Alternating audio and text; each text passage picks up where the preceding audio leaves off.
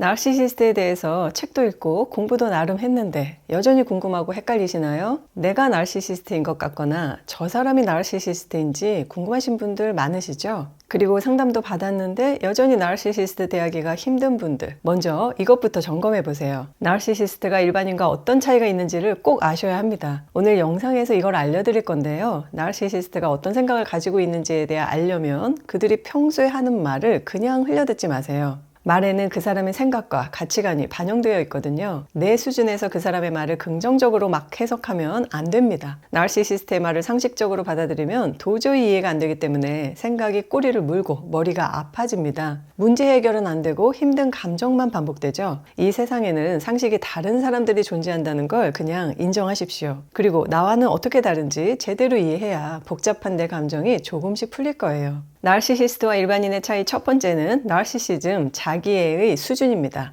평범한 자기애를 가진 일반인끼리 만나면 평범한 감정을 느끼고 상식적인 수준의 대화가 오고 갑니다. 그런데 자기애의 수준이 평범하지 않은 사람들이 있는데요. 이들을 세 부류로 설명해 볼게요. 첫째, 건강하고 높은 자기애를 가진 사람. 둘째, 낮은 자기애를 가진 사람. 셋째, 오만하고 병적인 자기애를 가진 사람. 자기애는 너무 없어도 안 되고 너무 강해도 문제입니다. 그럼 첫째, 건강한 자기애를 가진 사람은 어떨까요? 자기인식과 성찰력, 공감 능력이 높고 스트레스를 받아도 회복 탄력성이 높으며 힘든 상황에서도 자신과 타인을 격려하며 긍정적으로 생각하죠. 건강한 자기애를 가질수록 삶의 만족도는 높아집니다. 그리고 자기 주변과 사회에 긍정적인 영향력을 주고 사람들의 인정과 존경을 받습니다. 그렇다면 둘째, 낮은 자기애를 가진 사람은 어떨까요? 매사에 부정적으로 생각하고 자신감이 낮고 스트레스에 금방 무너지며 회복이 어렵습니다. 당연히 삶의 만족감이 떨어집니다. 이들은 우울이나 불안, 공황 증상 등을 경험할 수 있는데요. 주변에는 피해를 끼치지 않으려고 극도로 조심하거나 위축되는 경향이 있죠. 하지만 적절한 치료와 도움을 받으면 건강한 자기애를 점차 형성할 수 있습니다. 마지막 셋째, 오만하고 병적인 자기애를 가진 나르시시스트는 어떨까요? 언뜻 보면 자신감이 높아 보이나 기본적으로 자기인식과 성찰력, 공감 능력이 매우 부족하죠. 현실과는 거리가 먼 과대망상 혹은 피해망상을 갖고 있는 게 특징입니다. 그리고 주변에 부정적인 영향력을 주는데요. 그 이유는 현실감과 객관성이 부족하기 때문이에요. 항상 주관적인 평가로 자신에 대해 과도하게 좋은 평가를 내리고 잘난 체를 합니다. 또 남 탓을 하거나 타인을 비난하고 깎아내리기 때문에 이들과 대화를 나누다 보면 불쾌감과 고통을 느끼게 됩니다. 그래서 나르시시스트를 대하면 반드시 쎄한 느낌과 거부감이 드는 거거든요. 자, 이제 구분이 되시나요? 나의 자기애는 어떤 수준인가요? 나르시시스트는 타인에게 피해를 주고도 성찰하지 못한다는 점에서 병적인 자기애의 심각성을 우리가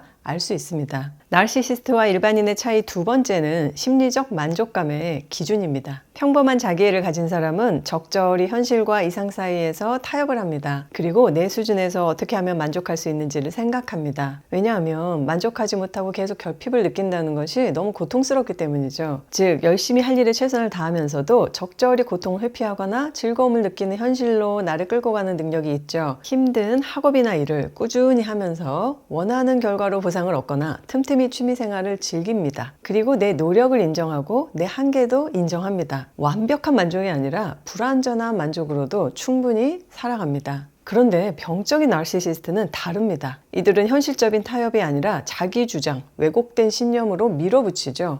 왜냐하면 내 생각이 정답이라고 생각하니까요. 내 의견에 동조하는 사람만이 옳다고 확신합니다. 그래서 나르시시스트는 내 뜻대로 이루어져야만 만족감을 느끼는데요. 결국 주변 사람이 양보하거나 희생해야만 합니다. 현실과 타협을 못하죠. 이런 기울어진 타협은 결국은 언젠가 깨져버리고 마는데요. 나르시시스트 옆에 있는 일반인이 항상 불안하고 긴장하며 만족시키지 못한다는 것에 대한 자책과 두려움을 느끼는 이유입니다. 또한 나르시시스트는 자신의 만족을 이루기 위해 타인을 어떻게 하죠? 조종하고 이용하는데요. 여러분이 끊임없이 조종을 당할 게 아니라면 그들의 만족을 채워주지 않는 것이 중요합니다. 이렇게 현실과 타협하는 만족감을 느끼는 사람과 타인을 조종하고 희생시키면서 자기 만족만을 채우는 사람이 너무나 다르잖아요. 여러분은 어떤 사람인가요? 나르시시스트와 일반인의 차이 세 번째는 기본적인 상식이 다릅니다. 이게 굉장히 중요한데요. 일반인들은 너무나 쉽게 모든 사람이 같은 상식을 갖고 있다고 생각합니다. 저도 그랬고요. 그러나 세상에는 전혀 다른 상식을 갖고 있는 사람들이 있다는 걸 아셔야 합니다. 그 중에 하나가 나르시시스트입니다. 일단 일반인이 중요하다고 생각하는 사랑과 배려, 도덕과 양심, 이해와 소통 등등의 수많은 가치와 의미를 나르시시스트는 인정하지 않습니다. 왜냐고요? 자신에게 없는 것은 다른 사람에게도 없다고 생각하기 때문이에요. 하나만 예를 들어볼게요. 나르시시스트는 진정한 사랑을 모르잖아요. 그래서 그들의 사랑해 라는 말은 네가 필요해 라는 뜻입니다. 우리의 사랑해가 아니에요. 너에게서 나의 필요를 채울 수 있다는 의미입니다. 또 나르시시스트에 이해했다 라는 말을 진정으로 다 이해했다고 착각하면 안 돼요. 일반인은 이해하면 공감이 되거든요. 나르시시스트에 이해했다라는 말은 자기식으로 해석했다는 의미입니다. 그러니까 그들이 이해했다고 말했으니 날 공감해주겠지 라고 착각을 하시면 큰일 납니다. 또 가끔씩 공감 한번 했다고 해서 그래 이 사람이 사실 원래 이런 사람이야, 원래 공감을 잘하는 사람이야 라고 믿으면 안 됩니다. 고장난 시계도 하루에 한 번은 기막히게 시간을 맞추는 법이거든요. 이렇게 기본 상식 자체가 다르니까 당연히 가치관이 다른 거고요. 그들의 세계에서는 당연한 것이 일반인의 세계에서는 너무나 황당하고 폭력적인 것이 됩니다. 앞에서 얘기한 자기 만족을 위해 타인을 조종하는 것이 일반인에게는 폭력이죠. 그러나 나르시시스트에게는 당연한 상식이 됩니다. 어떠세요? 나의 상식은 어느 방향으로 향해 있나요? 나르시시스트와 일반인의 차이 네 번째는 대인관계의 개념입니다. 일반인은 사회적인 관계에서의 서열을 인정하면서도 내적으로는 모든 인간은 평등하다라는 개념을 갖고 있습니다. 그리고 모든 관계에서 기브 앤 테이크가 기본이고 세상에 공짜는 없다고 생각합니다. 상식 자체가 다른 나르시시스트는 모든 대인관계를 수직적으로 서열을 나눕니다. 그래서 자신은 최상위에 있는 포식자의 위치에 항상 있으려고 합니다. 혹은 최상위 포식자 옆에서 왼팔 오른팔을 자처하며 함께 권력을 쥐고 사람들을 조종하려고 합니다. 그러니까 내가 항상 최상위나 상위권의 권력을 쥐고 있으니까 다른 인간들은 다 내 아래에 있다고 생각해요. 평등 개념이 없어요. 나이나 직급, 인종이나 성별, 사는 지역이나 학벌, 외모 등도 서열을 나누기 좋은 기준이 되죠.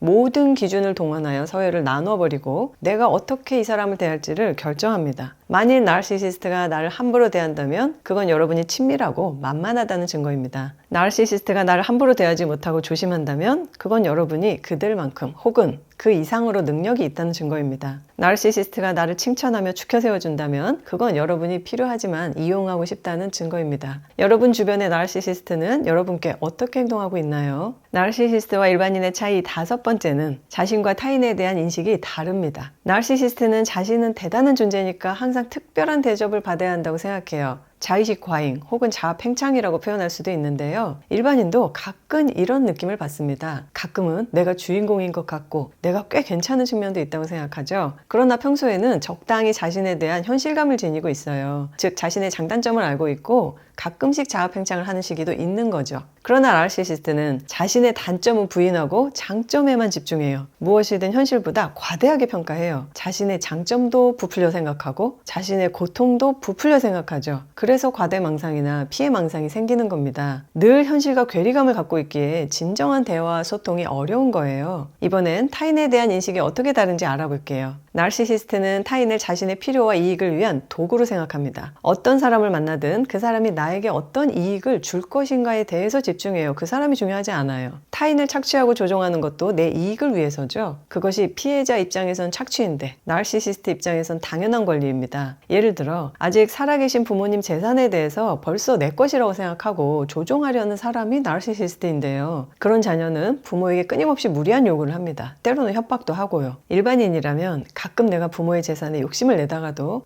그런 내 자신을 좀 반성하고 부모에게 무리한 요구를 하지 않습니다. 도움을 요청할 때에도 상식적인 선에서 합리적으로 요구하죠. 나르시시스트가 타인을 자신의 이익을 위한 도구로 본다면 일반인은 어떨까요? 자신과 같은 동등한 존재로 봅니다. 내가 소중한 만큼 타인도 소중한 존재라고 여겨요. 함부로 타인을 이용하거나 상처 주는 건 올바르지 않다고 여기고 양심의 가책을 느낍니다. 이렇게 나르시시스트는 자신과 타인에 대한 인식 자체가 일반인과 너무나 다르죠. 어떻게 그럴 수 있냐고요? 어떻게 그런 성격이 생길 수 있냐고요? 이 성격 장애 분야에 대해서는 아직 완벽하게 모든 걸 밝혀내지는 못했고요. 전문가들이 계속 연구 중입니다. 다만 여태까지의 연구 결과와 임상 결과를 통해서 나르시시스트는 일반인의 상식으로 대하면 절대 안 된다는 사실만 우리가 알 수 있을 뿐이죠. 나르시시스트와 일반인의 차이 여섯 번째는 이 삶에 대한 태도입니다. 나르시시스트는 삶을 마치 게임처럼 봅니다. 항상 이겨야 하죠. 남들보다 잘난 내가 남들을 이기는 건 당연하고 어쩌다 내가 지는 것은 말도 안 되는 이치라고 생각하는 것이 나르시시스트입니다.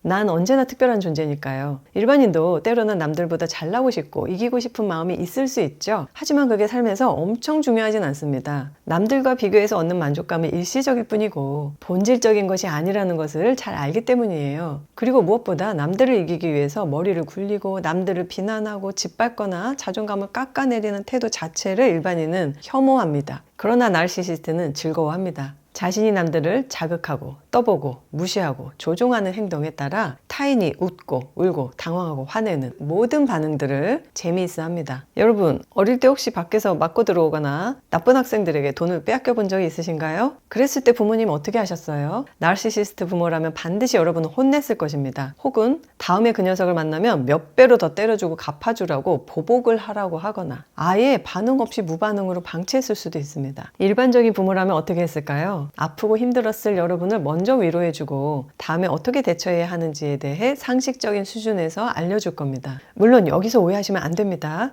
여러분 혼냈다고 모든 나르시시스트 부모는 아니에요. 하지만 나르시시스트 부모라면 반드시 혼을 내거나 공감을 못 해줍니다. 나르시시스트와 일반인의 차이 7번째는 사회에 끼치는 영향력입니다. 인류 역사에 지대한 영향을 미친 4대 성인 아시죠? 4대 성인인 예수, 석가모니, 공자, 소크라테스의 가르침은 동서고금을 막론하고 전 세계에 영향을 미쳤죠. 사람들은 그들의 가르침을 따라 좀 더 나은 삶이 무엇인가에 대한 고민을 하게 되죠. 이런 성찰과 깨달음을 통해 사람들이 조금씩 성숙해 가는데요. 심리학에서는 한 사람의 인격의 변화와 성숙이 주변에 영향력을 주어서 긍정적인 화합과 통합이 일어난다고 봅니다. 그런데 반대의 영향력을 주는 사람들이 바로 나르시시스트이죠. 이들은 자신에 대한 성찰은 없고 자신의 고통을 인내하고 감당하지 못해서 타인에게 투사하며 인간들을 도구로 삼아 조직과 사회를 장악하려 하고 눈에 보이지 않는 가치는 없는 것이라 판단합니다. 그렇기에 나르시시스트 주변은 화합과 통합이 일어나지 않고 반드시 분열과 혼란, 투사와 갈등이 반복되죠. 나르시시스트는 주변을 검게 물들이는 선하지 않은 영향력을 보여주는 표본이라고도 할 수 있어요. 약한 나르시시즘을 가졌다면 가족이나 연인, 친구 정도를 힘들게 할 것이고 강한 나르시시즘을 가졌다면 집단이나 사회 전체에 엄청난 분열과 폭력을 가져오게 될 것입니다. 그래도 약한 나르시시스트라고 해서 안심하지는 마세요. 그들의 컨디션에 따라 얼마든지 강한 나르시시즘으로 변할 수도 있으니까요. 여기까지 나르시시스트와 일반인의 차이 7가지를 말씀드렸는데요. 이것 말고도 또 많을 겁니다. 여러분이 알고 계신 차이점에 대해 댓글로 나눠주신다면 우리가 함께 공부하고 성장해 가는데 큰 도움이 됩니다. 그리고 여러분, 가장 큰 차이는 나르시시스트는 변하지 않고 여러분은 변할 수 있다는 점입니다. 이걸 믿으세요. 지금 나르시시스트 때문에 힘든 시간들을 보내고 계시는 분들께 응원과 격려를 보냅니다. 이 힘든 시간들은 다 지나갑니다. 언젠가 자유로워지고 내 삶을 찾을 때까지 제가 여러분과 함께 하겠습니다. 오늘도 시청해 주셔서 감사합니다.